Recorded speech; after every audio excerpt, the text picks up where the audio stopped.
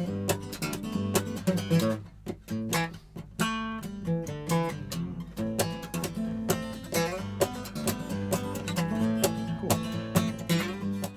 How's everybody doing?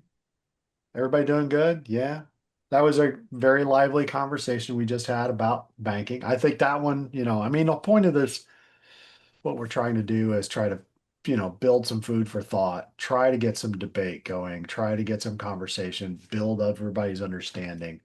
That's a tough one because, like we indicated, banking is not something that just exists in one fundamental, it exists across a few fundamentals and understanding that. And there's others too. I mean, dare I start talking about separation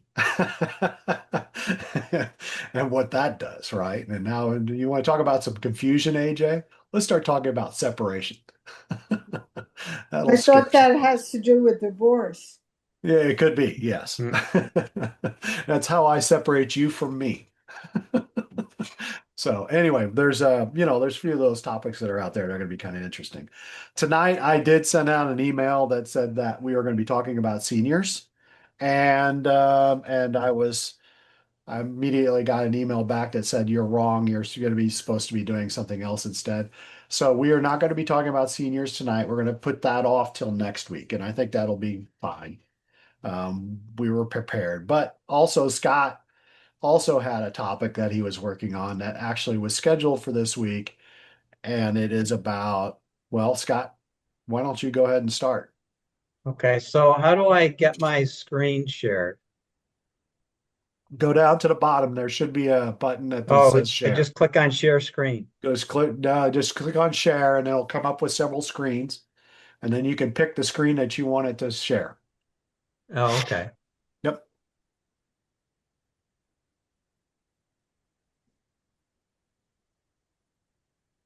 There you So go. how do I'm trying to change, here we go. Okay. So hopefully everybody can see a screen with dials and knobs and a pressure gauge. We all seeing that? Yes. Hmm. Okay. Yep. Not a problem. So, so Chuck asked me to kind of um, have a group discussion on this topic of how we dial the knobs for different outcomes for different terrains and conditions. So if you look at this picture, you've got a knob for fore aft, ski to ski, E for edging, R for rotary, and then at the bottom, speed, slope, terrain. And all of these kind of determine what your total pressure is. So that's kind of the discussion is we all know what we do when we're skiing on a groomer. And we know how what's a good turn, what's a bad turn. We need to edge, angle, rotate, and do all those things. But we thought it'd be interesting to talk about, well, what happens when the terrain gets difficult? So talking about moguls, chutes and steeps, um, crud, windblown, ice, all of those issues. So we wanted to open up the discussion for how we, think about how we change these knobs, our fore aft, ski to ski, edging, and rotary to control our pressure because we don't want pressure spikes, right? Part of good skiing is not having pressure spikes. So basically what I want to do is just kind of open it up this way, start with moguls. And the question I want to ask is what do we do differently skiing on piste groomers with these different knobs, fore aft, ski to ski, edging, rotary. And the question I want to ask is when you go into moguls, what do you do? What do you think about as what you're going to do differently from what you do on a groomer? And you can pick one. What do I think about fore aft first? Do I think about edging? Do I think about rotary? And what do I think about in my tactics for doing it differently? So does anybody want to start with, pick what you think about when I go into bumps? Here's what I think about. I think about fore aft because it's so easy to get kicked back. So I'm really focused on trying to keep my fore aft stance in place. And yeah, very focused on that. Yeah. So when you think about that, what do you, as you're sitting at the top of the moguls, you're about to go in, what are you going to do differently than what you would do on a groomed run? Um, well, if I'm coming up on the top, I tip my skis down and I kick them back. So when I do that, I'm really watching to make sure I don't go to feel. It's a feeling, it's a kinesthetic sense of not going too far forward and certainly making sure I don't get kicked back.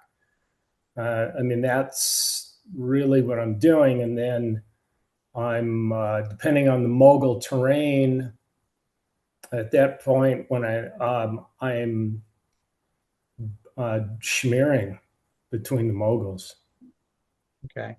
So are you flexing more or less? And are you doing it Um, more from, I'm flexing a little more, but what I'm making sure, this is the point, is that I don't overflex at the hip.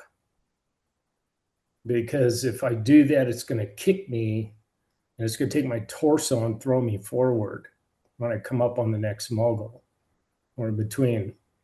And so I'm making sure that I'm stacked, my body's facing downhill, and I'm trying to make sure that even though I'm allowing my ankles and knees to flex more, I want to make sure I don't flex too much in the hip.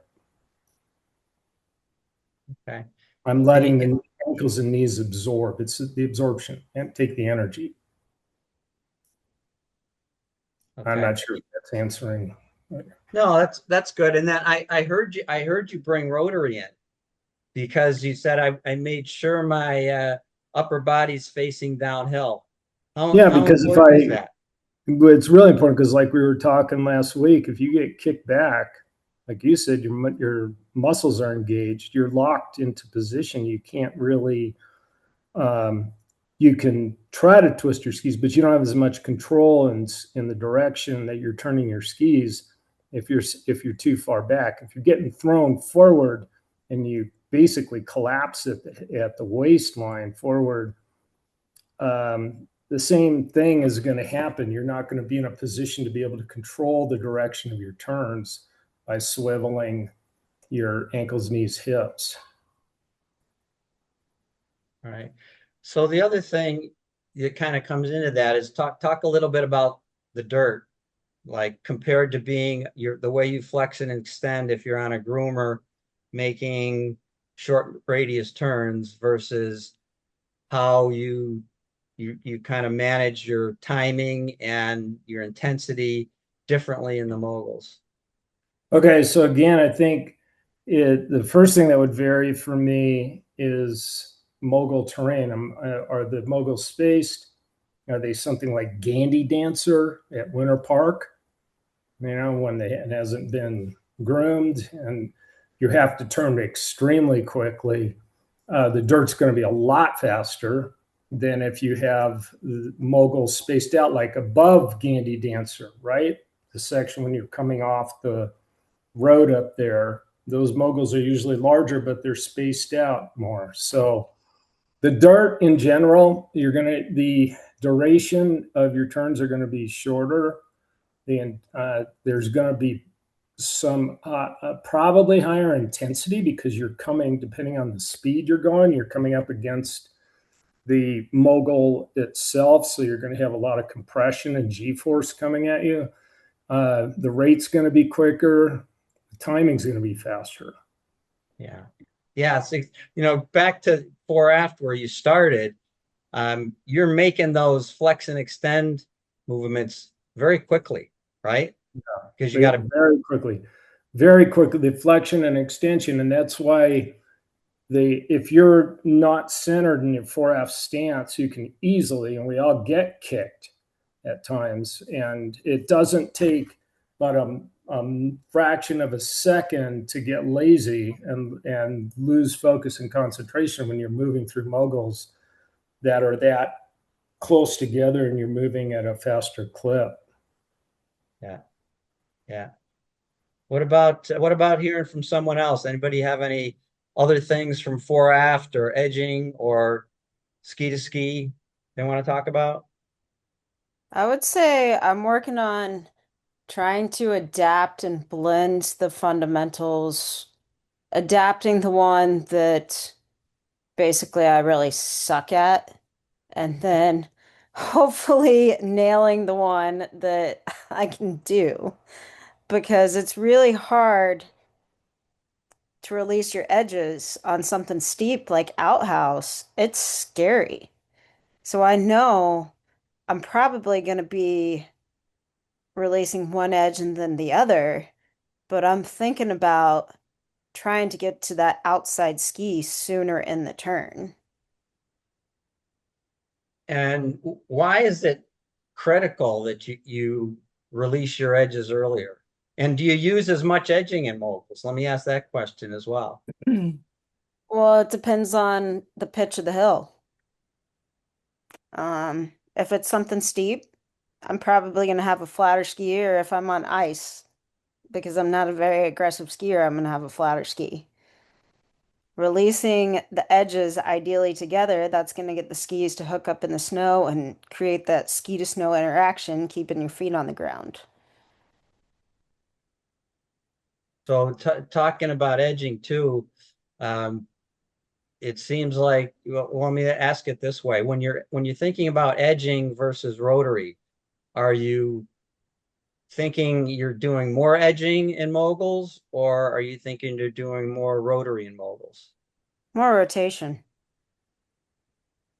So from that, are your edge angles higher or lower? Right, Laurie, if you're gonna be Lower. doing rotary, what turns Lower. easier, a flat ski or an edge ski? What Mhm. rotates Lower. easier? Lower. Right, exactly.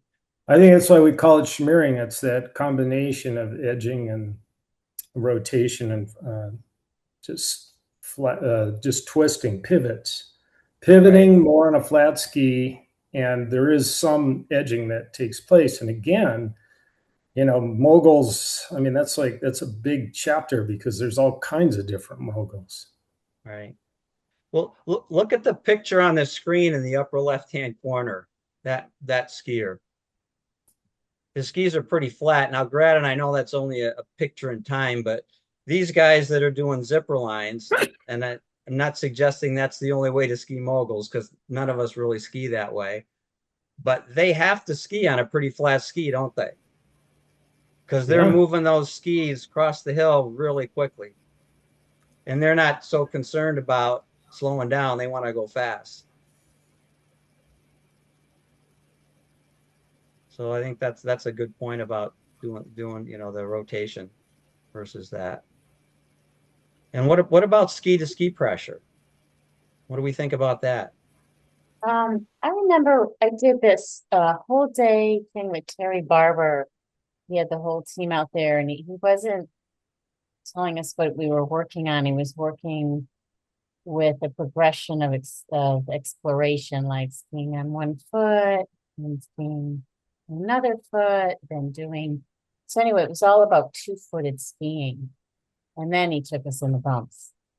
And he said, what you explored with all of this one-footed or two-footed skiing, take into the bumps. So it was this combination of incredible rotation, like the guy in the upper left, more two-footed skiing, flat skis, quicker fall line, straighter down the fall line, and it was a blending of all fundamentals, but I just remember it was a really good experience to be reminded of two-footed skiing in the bumps.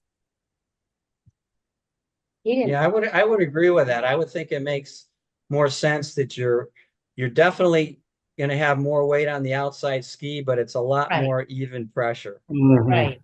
Yeah. And Yeah. depending on the terrain, like Kelby was referring to, it can you can change it up. There could be more edge angle. There could be more extension of your legs out. There could be more flexion at the hips, maybe, because that's just the way you've absorbed the next bump, or you have to adjust your fore and aft to keep your tips down and moving your center of mass down the fall line, not like into the apex of a turn. So there's more rotation.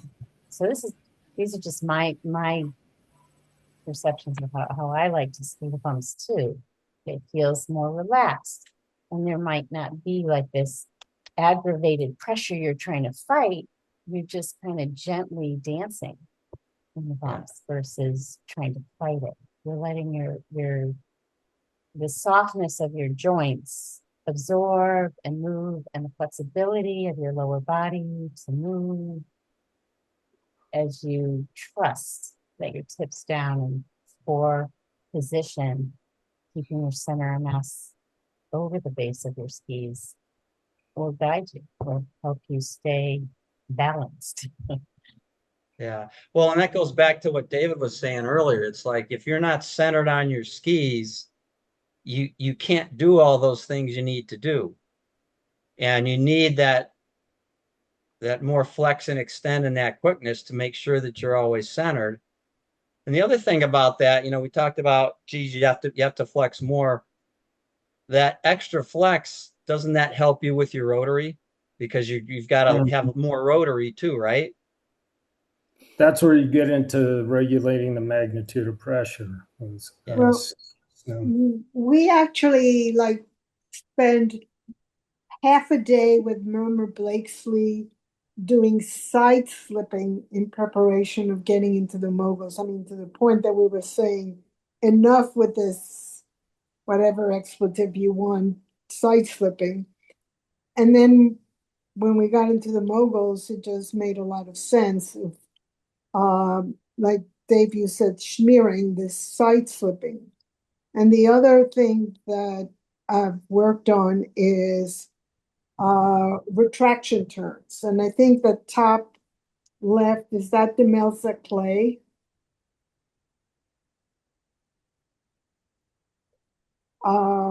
Like she had us work on retraction turns of just being flexed to initiate the turn and then extending. So was she having you that old adage about you want to be small going over the top of the bump, and then you want to extend down so that you can absorb the next bump, right? Yeah. Yeah. Yeah. So I have a video here. Does anybody else have any other comments? I just like to make one note. Yep. In this picture, we've got a World Cup ideal picture at the top, and then a more real in the middle there, and, a total yard sale at the bottom. Yeah. I had the opportunity this past January to be at Waterville Valley during a World Cup event. The skis those people are on, real people don't ski on those skis. They're a lot shorter, they're a lot skinnier, and they don't have much shape. They're designed for those feet to be close together, and they're designed for everything to be able to twist and rotate on command. We have to consider, I think, a lot of when we're in the bumps, what equipment are we on when we're doing those bumps? Mike, I love that you brought that up because, yeah, everything we're talking about, the equipment can make a huge difference, right? Huge. You don't want to be on a 110 width ski with a lot of camber or a lot of side cut in it, because it's going to take you forever to get to edge. And you don't want to be on a long, heavy ski because you want to be quick. Right. So yeah, that's a great point. You could almost put another dial on there for equipment, couldn't you? Absolutely. Yeah. So I've got a question for you, Scott, and I'm sorry if this throws you off. But thinking about the versatility in our skiing and moguls versus groomers, why don't we just do retraction turns in moguls? We do. I think that's a great, Mhm. great question. I think, matter of fact, I think what you're seeing with the guy up top is exactly that. Mhm. He's doing a retraction turn. And And I think I've always, they make a lot of sense. I mean, that's at least 50% of the way to control your speed over it as well. And so, kicking back, retracting, the harder, faster you do that, the more you're going to slow yourself down. You can virtually come to a stop on a mogul if you do it hard enough. Yeah. Yeah. I think when I see a lot of skiers, they, when I'm teaching, I'll see them absorb, but guess what they do? They don't stay small over the top of the bump like you would do in a retraction turn. They get to the top of the bump and they extend before they start down the backside. They actually extend at the top where they should be small. Their timing, their dirt is off.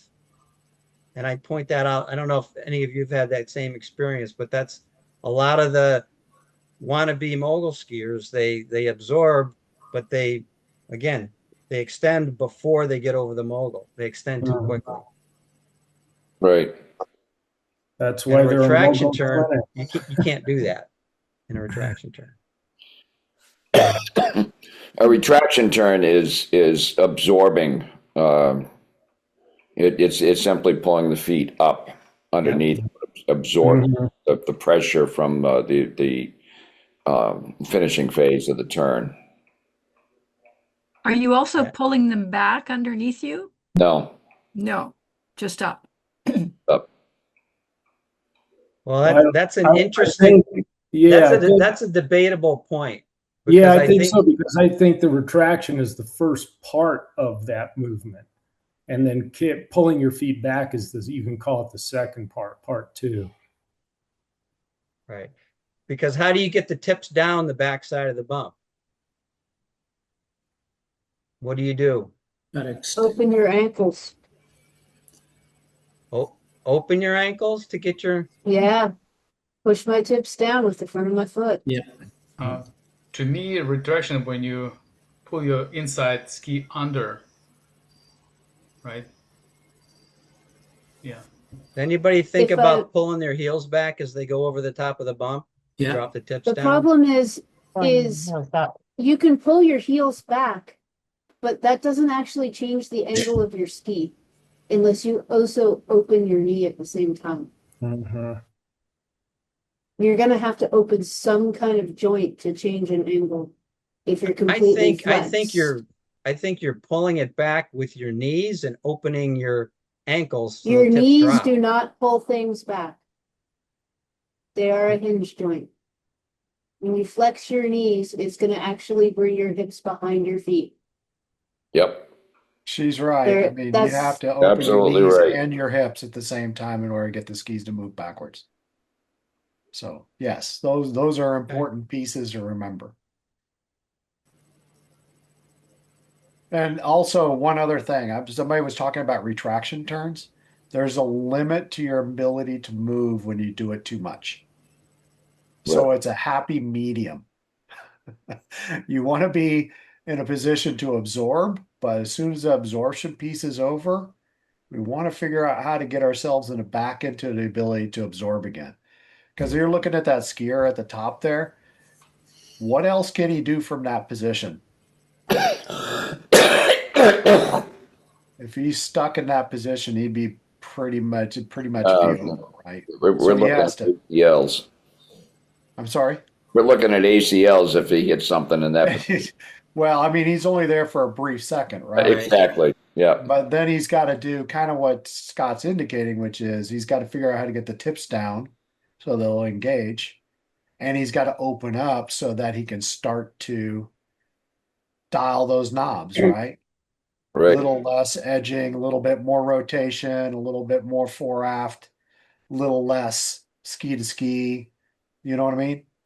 And he's got to figure out how to do it quickly in one case and a little bit more slowly in other cases. So should we look at a skier and make some comments on that? Let me pull up a video here if I can find it. Can you guys see my screen? Should be Jonathan Beluski and Powder Bumps. No, you'll have to How do I switch it. share it? Yep. Oh wait, new sharing. Okay, new share. Here we go. Here.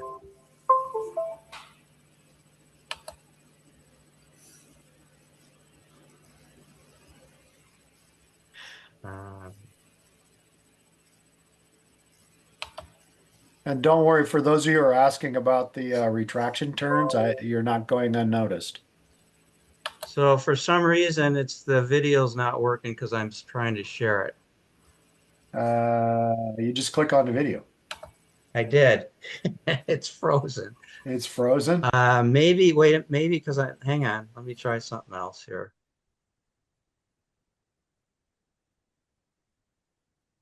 You try hitting the page refresh button on it.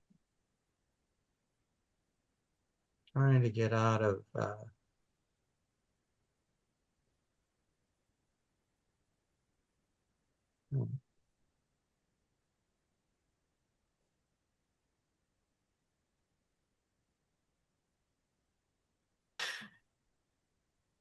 And of course, yeah.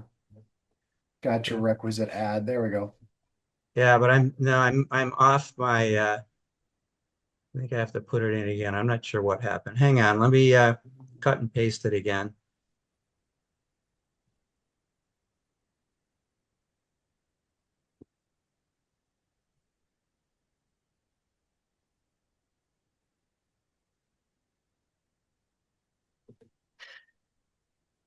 All right. Are you guys seeing the video now? Yes. Yes. Yes. No? Okay.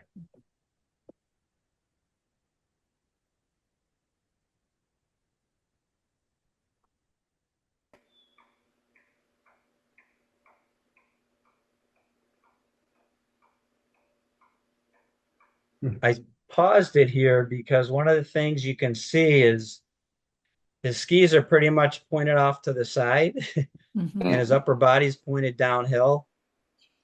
What we talked about with rotary.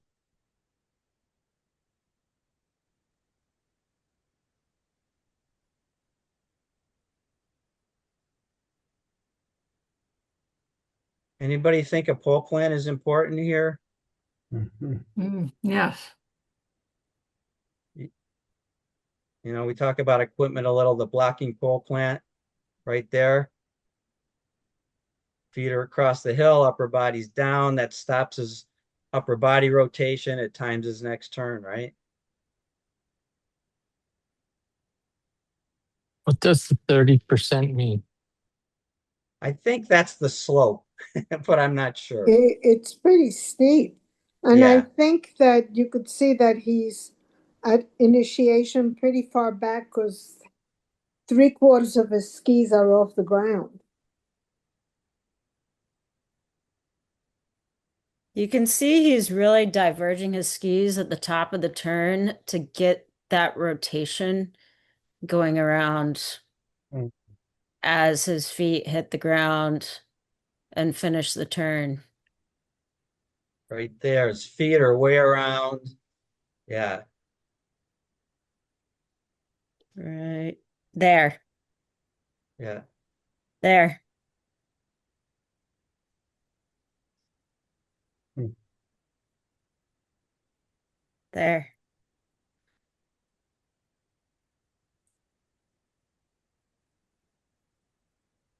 Looks tasty.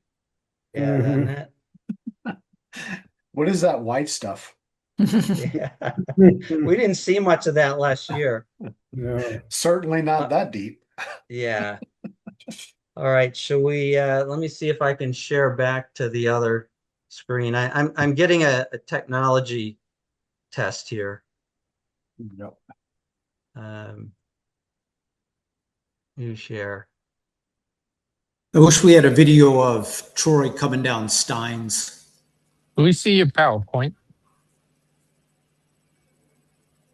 You do see it? Yes. Okay. And okay. I'm trying to get it to come up, of course, and it's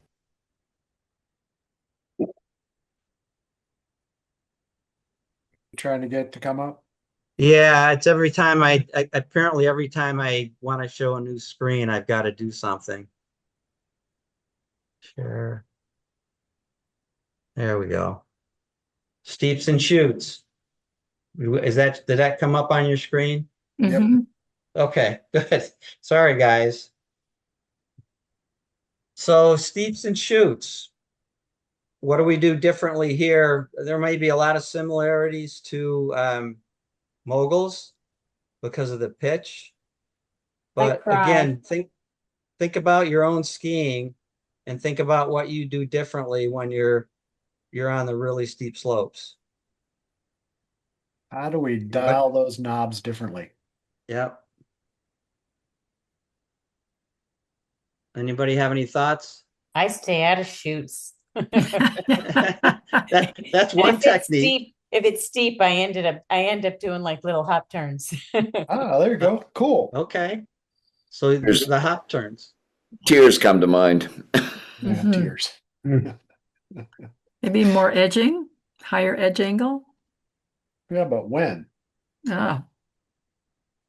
In the apex. Therein lies the problem.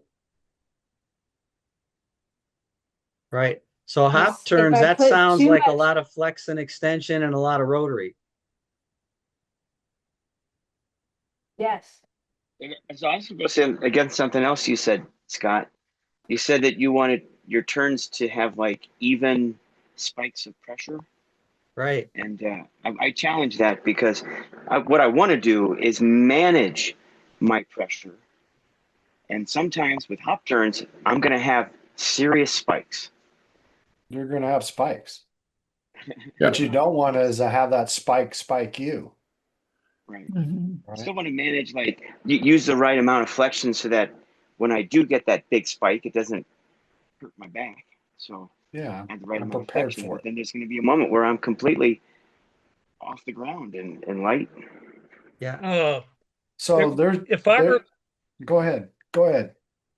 If I remember, and of course, I'm talking 35 years ago when I was out in Utah, but out at Solitude, there's a steep, really bad chute, and I did a lot of edging through the whole thing, whether it's the top starting or coming down slow. I mean, when I wasn't edging, I was basically coming straight down. So I used a lot of edging in all phases.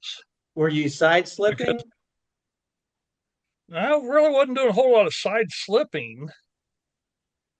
I mean, the Solitude chute, it's a long, narrow. I mean, once you get engaged in it, you're coming down. But I kind of maybe some side slipping, but I mean, I was using edges to slow myself a little bit, but you can't. I mean, you're still coming the whole time. I think Scott, what we do differently or the same in the moguls and the steeps and shoots all depends on the terrain and what you're trying to achieve. If the pitch is the same and you're trying to ski fall line moguls in a steep chute, the movement pattern is probably going to be pretty similar. If you're skiing steeps and you're trying to do a medium radius, the turn isn't going to be much different, but maybe the speed at which you do the movements. Yeah. Yeah, I would agree with that. I think it's relative to Donnie's point about hop turns and spikes. That's a tactic, right? If it's fairly deep snow, you got to get out of it. If it's icy, you still might do hop turns. You might also try to do a stem turn, right? If it's fairly steep, it might be a heck of a lot easier to do a stem than doing a hop turn. Hmm. You're trying to control your speed, right? So I think what we're talking about is the dirt. Yep. I mean, the Yep. technique is probably the same, and what changes is the dirt. And kind of explicitly when and where, right? You Oh, may not want a whole lot of edge angle at the top, because if I got a lot of edge angle at the top and I'm not doing a hop turn, how am I going to be able to pivot? Can't.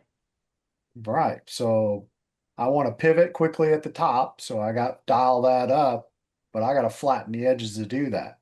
And maybe I got to take pressure off the whole thing to make that happen in a hop turn.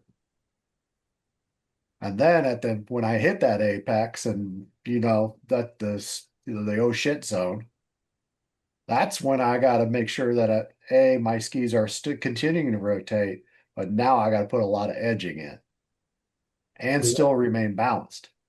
Like brocage. Yeah. what is that? No, it's like it's It's a pivot slipish. Oh, okay. yeah.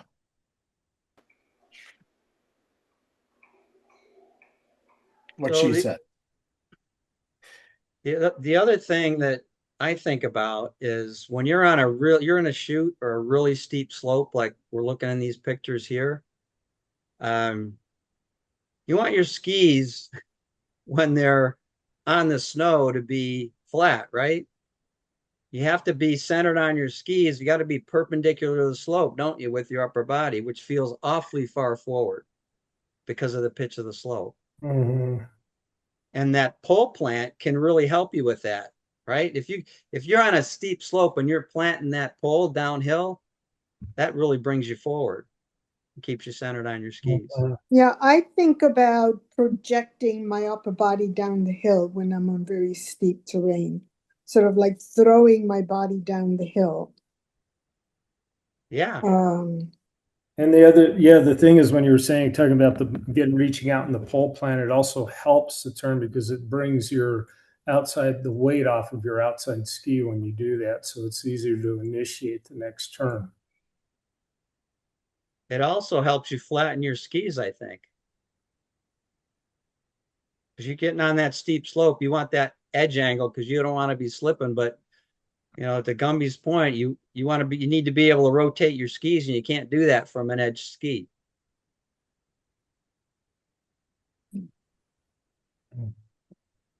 And you need a lot more angulation than inclination.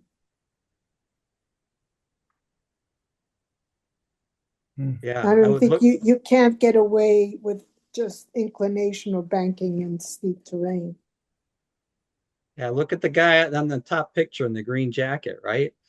Mm. Pretty good angulation there.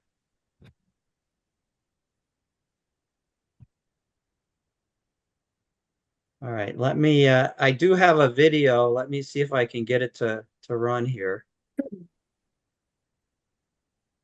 Hang on.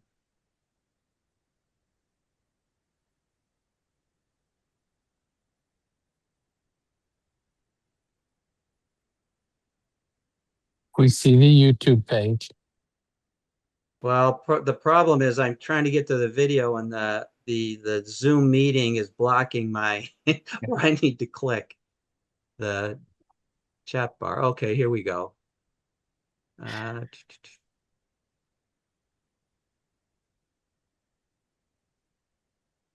Oh, that's variable.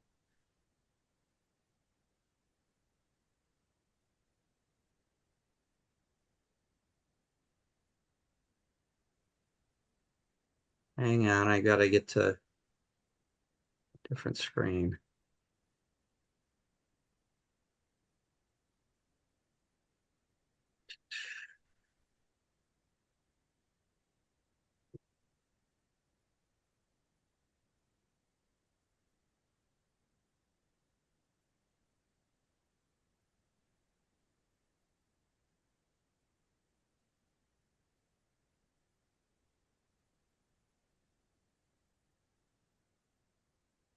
I'm getting there, guys. Hang on.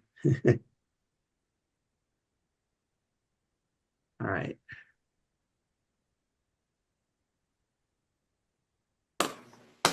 You share.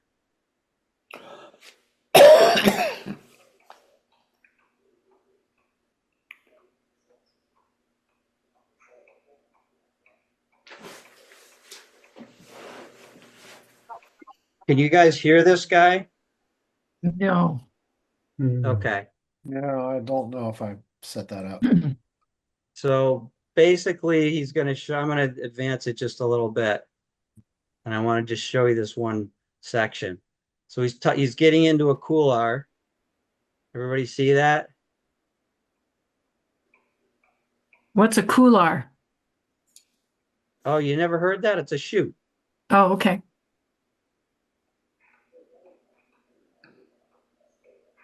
I'm going to take it forward a bit.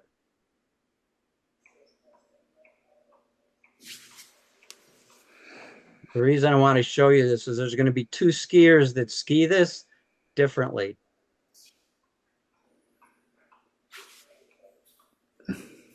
Here. So we got a guy doing hop turns.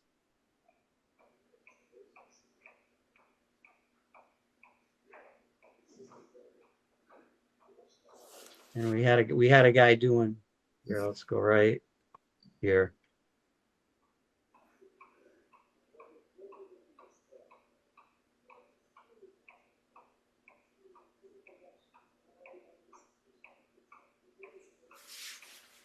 Well, the first, I didn't get to the right spot, but the first guy was doing wedge stems to get through it.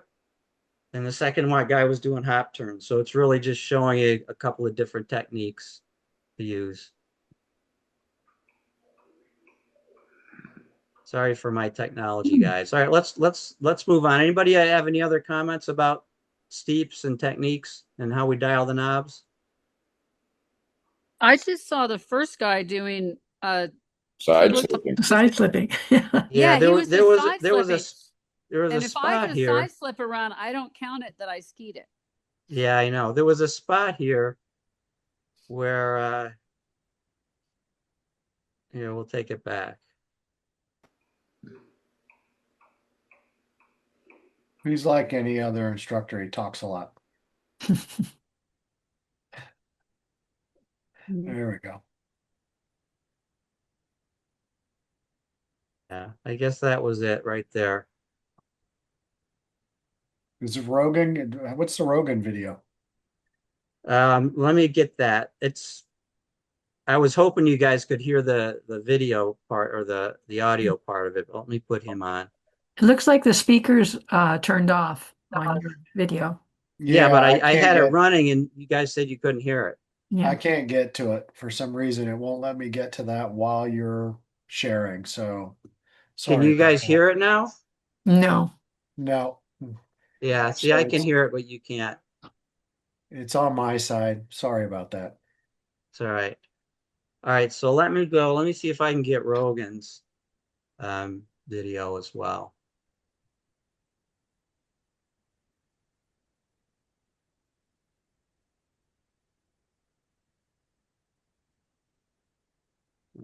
Back to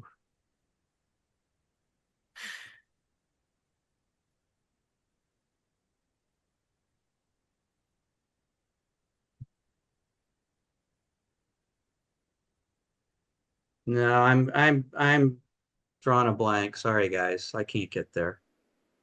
I'm hung up being in Zoom and trying to do things on my computer at the same time. It's just not working. So let me go back here.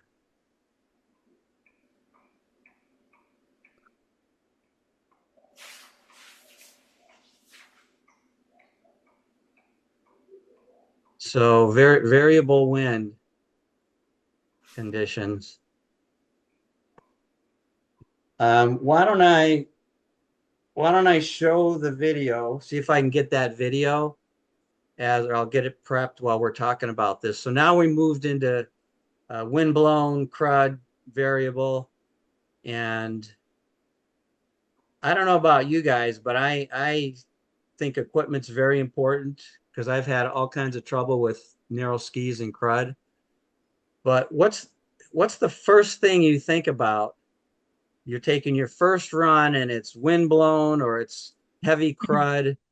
What do you think about that you're going to focus on?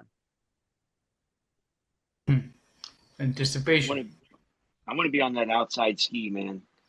In that kind of, if in bad snow you're on your inside ski, you might start to do the splits. I want to be on the outside ski. And Roman, was it you that said anticipation? Yes. Yeah. Because Tell me more about every that. turn could be different, and again, right, it's standing on the top of the ski in the middle and maintaining pressure on the outside ski. And the turn shape may be, or the turn size may be different. Each turn could be different, could have a different size, and then you need to adjust your timing and all the dirt components we have to adjust on the fly. Yeah, for me, it's what I call chercher le snow, looking for where is there a good place to turn. So strategy of what is the best place to turn. You're shopping for your turns. Yes, when it's crud and ice, I'm shopping. That makes a lot of sense. The two things I'm thinking about are always keeping my skis turning and being on that outside ski. I'm always trying to keep my feet moving. If I'm in variable conditions, which is every day in the East, I'm just thinking about keeping my skis moving.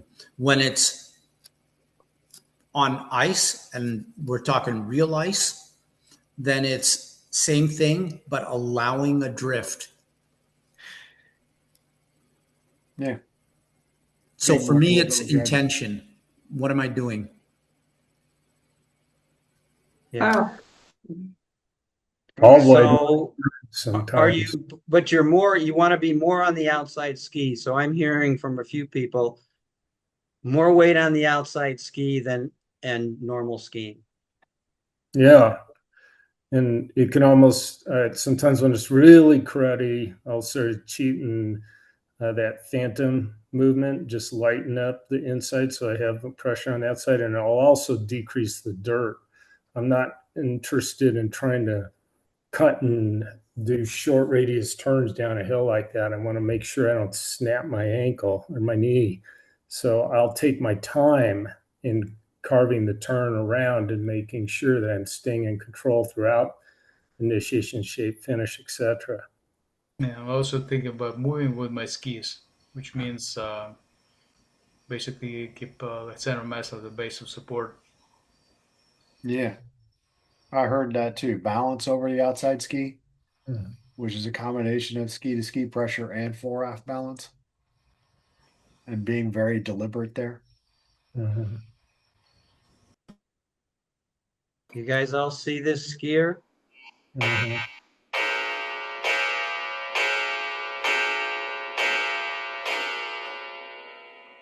For whom the bell tolls.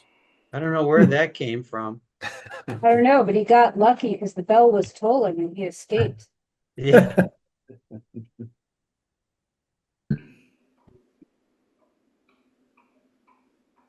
So I'm looking at this guy, and he's in pretty awful wind blown here. And I'm looking at his stance.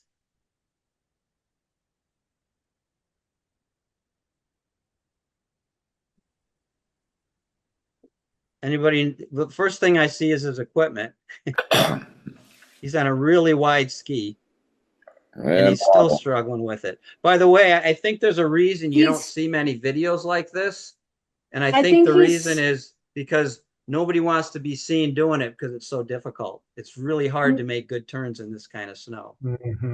Well, hey, I'd also like to point out the whole group was talking about being over the outside ski. using anticipation, being ready for the next turn, looking down the hill. This guy is upper body rotating, inclining up the hill, and his skis get away from him as he starts down into the next turn, every single turn. Yeah. He's surviving by momentum. I was wondering if somebody was going to bring that up. Yeah. So I'm glad that he's got cojones and confidence, Yeah. but that is not the easiest way to ski crud. That is the easiest way to make it down to the bottom in the least amount of time. But Yeah. that is moving really fast. And if you're nervous about this kind of condition, it doesn't feel great to be on your inside ski. And it doesn't feel great to have that big pivot with then a late hookup at the bottom because you get those big pressure spikes. And yeah, he's on a great ski. He's got some float, but his speed control is only coming from when he's going across the hill. So he picks up speed on the way down. Yeah. That is not a confidence-inducing way to ski. And then he avoids the crud. Right. Well, I would too. He got going kind of with a big head of steam as he get towards the bottom. It's not that he's got a great ski for this. He's got a lot of confidence for this. He shows a great talent of being able to, when he gets on that inside ski, not completely punch through and get stuck on it. But you can see that his outside ski does get away from him, and it gets away from him because it's light, not because it's heavy. He's really good at white pass turns. You can see the top half of the turn, he's inside and inclining. That outside ski runs away from him, and the outside edge gets on a higher edge angle. And then at the bottom half of the turn, he gains his confidence and gets balance, and then gains or controls his speed through the bottom half. So Wash. let's talk a little bit more in depth. So we had this ideal over here that you guys were describing, and we're already looking at this guy going, "Oh, he's not doing the ideal. What is he doing differently, and when?" And if you've listened to the video, I mean, if we've watched the video and listened to him, he's not exactly talking about what we have been talking about. He's actually talking about being a little bit more two-footed, because he's afraid the outside leg will get away from him. He's leaning back a little bit so he can get his toes up in the air, right? Yeah. So he doesn't get a ski jammed underneath the crud or underneath the wind slab, right? Which is not fun, right? So he's kind of cheating. He's changing the rules. Well, as somebody said, he's surviving. You know what? I don't enjoy skiing this any more than I'm sure he does, right? This is not fun snow and skiing. Right. Nobody it's went easy up to there look and at went, him. "Gee, golly, I want to go do some wind slab today." It's easy to look at him and say its technique's not great, but I don't know that my technique would be as good as his if I was in this stuff. I might be on my face. That goes back to my point of what is your intention? Yeah. If your And it intention might is actually go back to your equipment. Because are Yeah. you skiing 104 underfoot? Because I think if you skied 104 underfoot, Scott, you'd find that your technique would be just fine to Right. match Because this. you don't want to be on 104 and a little 67 bit underfoot longer. on this stuff.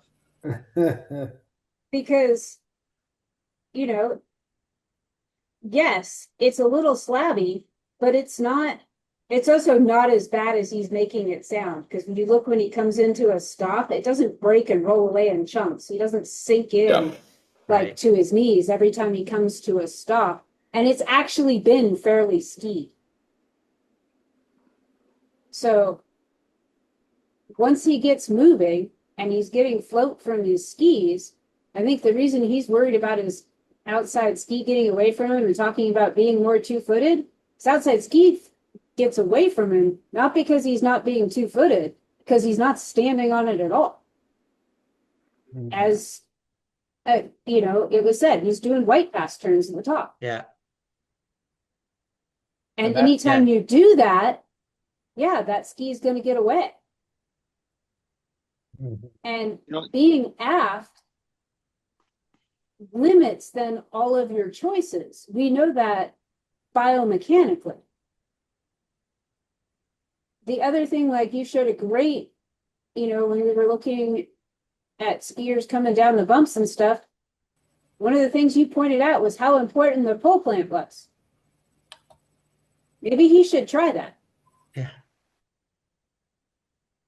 Because I think it would make him more successful to be on top of his skis and use that tool rather than just try and ride the lightning.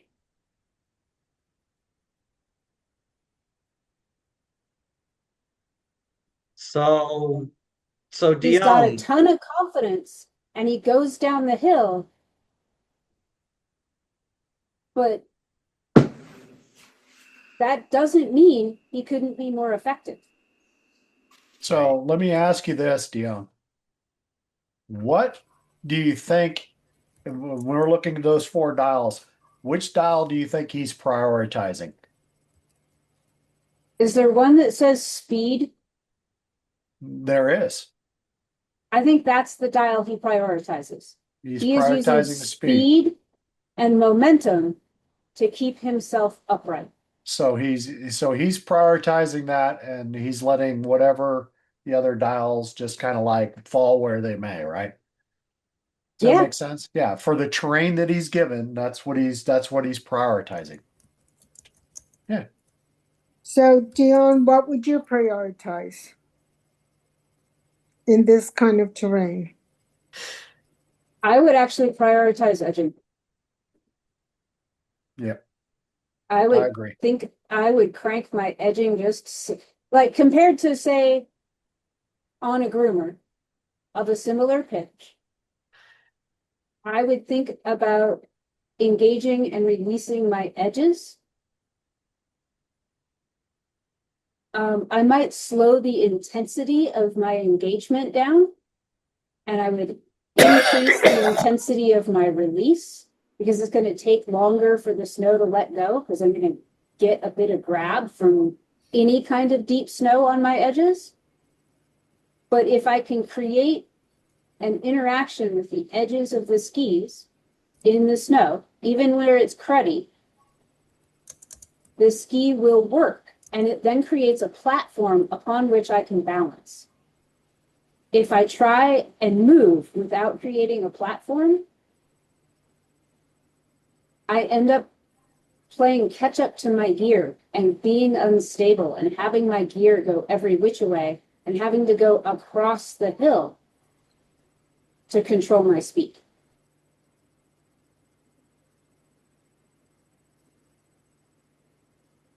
Does that make sense to everybody? yeah. So And one of Dion, the things I'm going to add on just a little bit to that on this particular skier, and I'm talking about this particular skier. So one of the things I'm thinking that he's prioritizing also is I believe that the speed thing is important for him also, but what I'm noticing is that he's dialed down the fore aft part. And the consequences of that lack of fore off control is really costing him the ability to rotate his legs and to angulate early. So the inclination part comes really as a consequence of the tipping than actually him trying to angulate into the turn. And that's why we see a whole lot of upper body rotation. I mean, like on literally every turn, we see a pole plant and a big twist. Not on the last like 4 or 5 turns at the end. He actually has some real flow and developed something in those last 4 or 5 turns at the end of the video that he doesn't develop in the rest of the turns. You're talking about when he's kind of on that not on this, but on the On the previous last one. pitch. When he's kind of in a little bit of a shoot and he's got to turn quickly. Yeah. Yeah, I mean that's pretty good skiing. I agree. I still think he's back. Yeah. Can I share a thought with that though? Somebody said anticipation earlier, and I was thinking about, that's one of the things I'm trying to work on is in order to be on my outside ski, I got to make sure that I'm developing the right kind of counter, and developing that counter helps build that anticipation. And then somebody said something too about shopping for a turn. Actually, that's where, when you're shopping, that's where you're actually probably going to slow down, and you're probably going to lose your counter. You might square up there as you shop around. And ideally, you're going to look downhill so you get a better plan, and then think more turns ahead. Because somebody else said something about just keep your skis moving. As soon as you start traversing the hill and you slow down, you're going to lose your anticipation that you're building up. You're going to square up, and then it's hard to get back into a rhythm. So I'm more in the idea of like commit to making turns, keep moving, and when he develops the counter in the last 4 or 5 turns, he has much better flow. He stands on his outside ski better. Well, but I think shopping for a turn is not, it's the same in some ways as anticipation. It's just planning ahead where to make the next, As long kind as, of like if you're going to what shop though, if you're going to shop and traverse the hill, are you going to let your body square up? no, I'm not talking about traversing until you find, I think just planning ahead, kind of like what you do with looking at the 3 moguls ahead of you. Right. Yeah. A question. When you, let's say, when you shop before a turn, does it mean that you keep traversing and you lose control and you get more on the back seat and it gets harder for you to return? Yes, it could be all of those things. I think what Donnie was trying to note was that when you're shopping for a turn, you tend to square up. Because the whole point of shopping a turn is I got to turn now, right? And there's going to be usually a big twist at the top of the next turn. And it's usually because you're square. And you're probably going to slow down too. Yeah, and you're once going you to slow down. Yeah. Once you slow down, think about, water skiing. Once you slow down, you start to sink into the water and you're like, I can't go now, right? You can't do anything. So you want to plane on the surface, you got to keep moving. You got to keep that flow, keep turning your feet. Yep. Cool. Scott, you want to move on? Yeah, why don't we go ahead and move on? Let me stop this and see if I can get better at resharing the next one. There you go.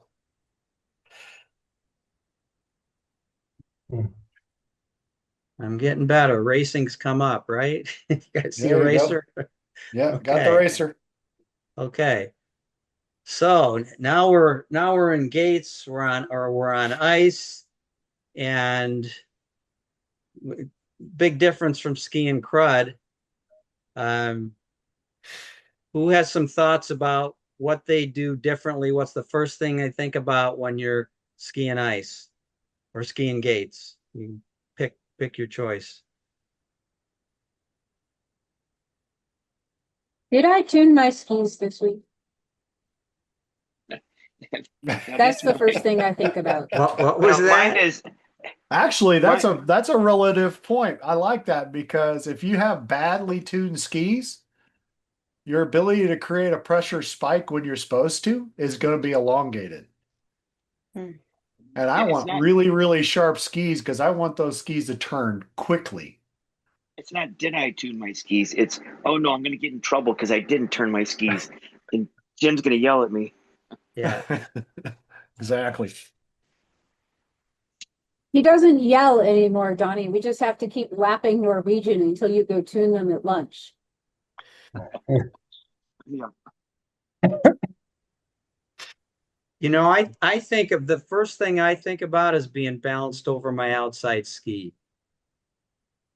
And the reason I know this is I always teach at the end of my lessons at Winter Park when it's late in the day and we're about to go down Larry Sail and it's all icy and crowded.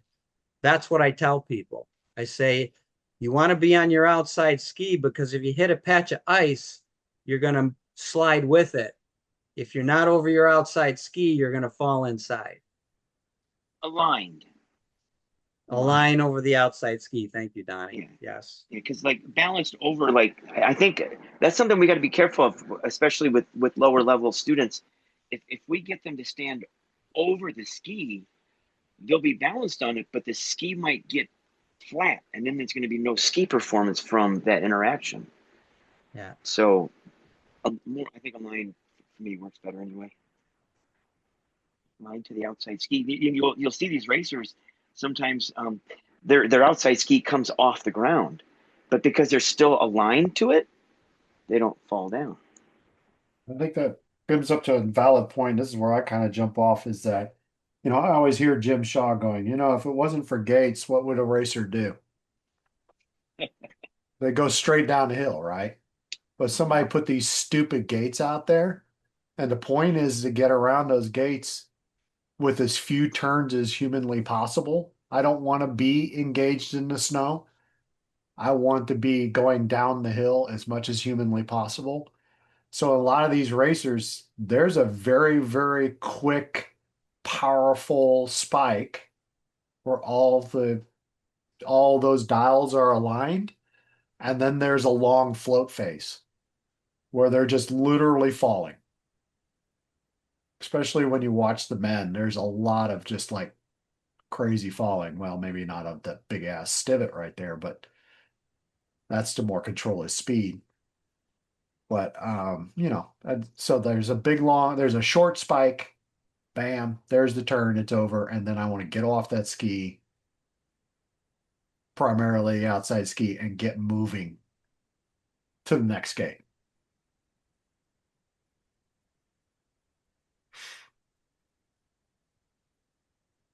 So I might be doing all the rotational, the edging, and the pressure exchange between skis, and the fore aft piece might all be happening in the air.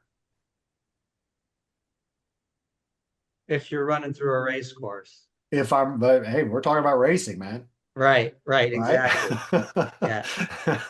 I mean, that's what I think about is try to get around the gate as quickly as possible. And then I don't want to be doing anything except prepping for the next turn.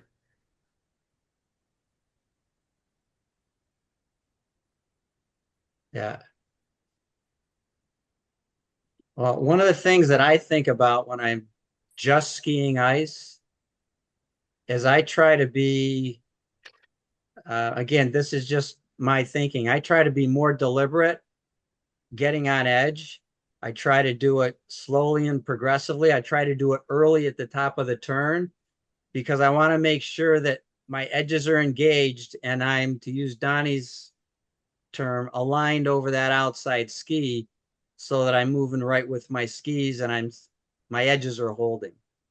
And actually on ice, at least eastern conditions, you want to have less edge. If you try to edge too much, it's not going to hold. So you really need to just go through it with less edge. Right. It's a soft edge, right? You want to feel it engage, but you're right. If you go too hard, you're going to skid out. Yeah, especially if you're skiing on Dion skis. I want to push back against that a little bit. Okay. If you don't have, sharp edges are going to be key to that. Yeah. But if you flatten the ski out, then you're going to end up pivoting it more. And pivoting it is not going to take you where you want to go. I didn't say a flat ski. I said less edged. Hey, do you guys remember last week there was that really great diagram that looked at platform angle when we were looking at inclination and angulation? So that platform angle is based on the skier to the ski, not just the ski to the snow. If I create too much edge on a very firm surface without having an adequate platform angle, then there is not enough pressure on the edge of the ski and the ski doesn't bite. It's actually managing your platform angle along with your edge angle. So the angle of the platform, the skier to the ski, and the ski to the snow, those are two more dials that you could add into this awesome thing that Scott designed that work in the edging realm. Because depending on what outcome I want on really firm conditions, if I want the highest performance turn that I can in a race course, it might not be a soft edge. It might be one hell of a 70-degree edge, but I better have the correct platform angle or it's just going to slide out and break away. So there's some timing and intensity pieces that can be dialed up in the rate at which I change my edge and the rate it goes into the snow. Like it can very quickly, instead of just changing from one edge to flat to the next. Oh, that's great if I have a grippy surface. If I don't have a grippy surface, it has to change from old edge to new edge to a solid new edge as fast as I can get it there with some intensity, or I lose the platform angle and then my ski doesn't grip.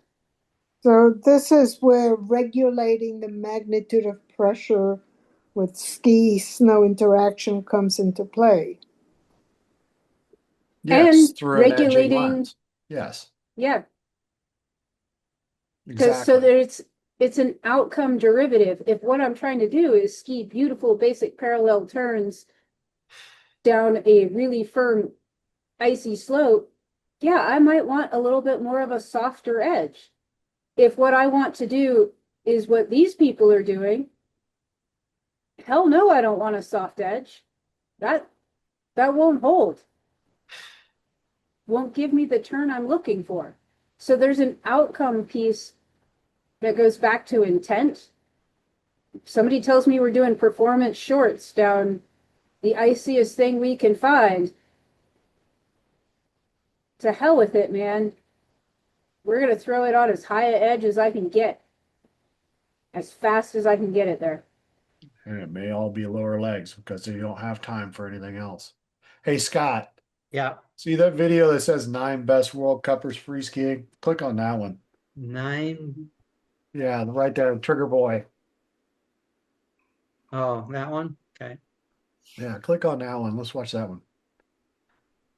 Is it changing or do I need to reshare my screen? You're gonna have, don't worry. There you go. You got it? I love this video because again, it shows that very, very intense turn with the higher edge angle, and then it's over.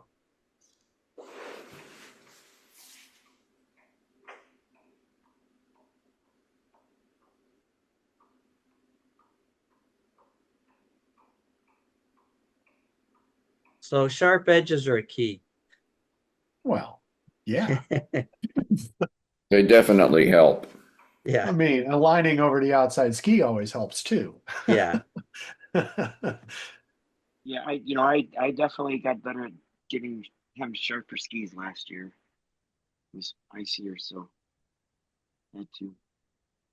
And that first time, Jim was like, I was doing all the moves the right way, but my skis weren't catching the snow. He's like, "Your skis aren't tuned, are they?" I'm like, "No."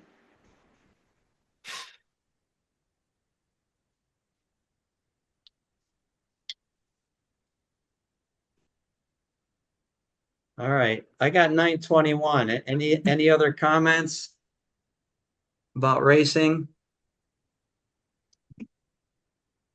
Questions? Does this make sense to everybody? Yeah, thanks. Does this help you kind of like visualize how the fundamentals work together or work as a, I mean, I've heard a couple of times from Rebecca saying this goes back to pressure, regulating the magnitude of pressure, but all those dials are what's creating that magnitude of pressure. That's how we manage it. We do it through using the other fundamentals plus terrain, speed, all of those other things. I just Adaptability want to, and versatility. I'm sorry? Adaptability and versatility. Oh, yeah. The terrain you're on. Yeah. I just want to commend Scott for putting this together. so thoughtfully. It's really well put together. And thank you for doing it. Mm-hmm. Thank was you. great. My pleasure. I think it was my turn to contribute, so I'm happy to do it. Well, it's clear About that you put a time. lot of work into it, so thank you. Yeah. Cool. Any other questions? Well, thank you everybody for coming and sticking around. We had quite a few players here. We still got 16 actually. We were up to 25 at one point. Yeah, all right. Gumby, you and I will talk sometime during the Thank you, week. everyone. Yep. I'll give you a jingle at some point in time in Okay. a week. All And, right. we'll talk about Have yours. a great evening and a great week, everyone. Good night. Good Thanks, night. guys. Night.